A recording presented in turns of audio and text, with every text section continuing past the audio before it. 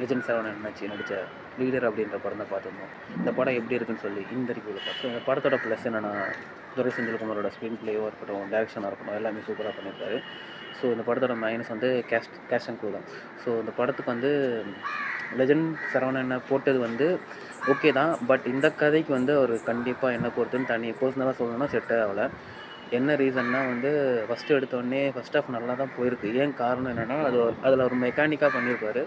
ஒரு ஃபாதராக ஒரு மெக்கானிக்காக வந்து அவர் அந்த ரோலுக்கு வந்து அவர் ஆப்டாக தான் இருந்தார். ஸோ சொல்லப்போனால் நல்லா ஒரு லுக் அண்ட் வைஸாக நல்லா சேஞ்சஸ் பண்ணி ஒரு ஒரு ஹீரோவாக அப்படி வந்து நின்றுருக்காரு. லெஜெண்டை கம்பேர் பண்ணும்போது ஒரு ஹீரோவாக வந்து நின்றுருக்காரு. அது ஓகே தான். பட் ஆனால் பார்த்தீங்கன்னா, செகண்ட் ஹாஃபில் பொறுத்தவரையும் ஃப்ளாஷ்பேக் கொஸ்டின்லாம் வருது.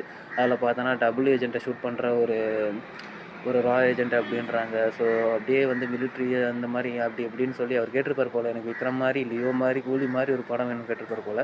ஸோ அதே மாதிரி எடுக்கிறேன்னு சொல்லி நம்ம விக்ரம் பாதி, லியோ பாதி, இது நடுவில் தெரிய வேற வருது. ஸோ அப்படியே எல்லாத்தையும் கலந்து ஒரு கதையை அடிச்சிட்டாரு.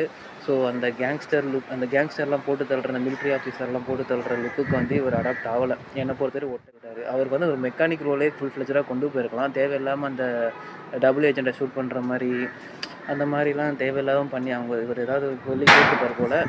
அதனால் அவரும் வந்து ஏதோ பண்ணியிருக்காரு. அது செட்டே ஆகலை. ஸோ மொத்தத்தில் இந்த படம் எப்படி இருக்குன்னு பார்த்தா, first half okay, second half வந்து எனக்கு ஒத்து வரல. எனக்கு வந்து சாட்டிஸ்ஃபேக்ஷனாக இல்லை. ஸோ ஏதோ இதில் பார்ட் 2 வேறு லீடு கொடுத்துருக்காங்க. அப்போ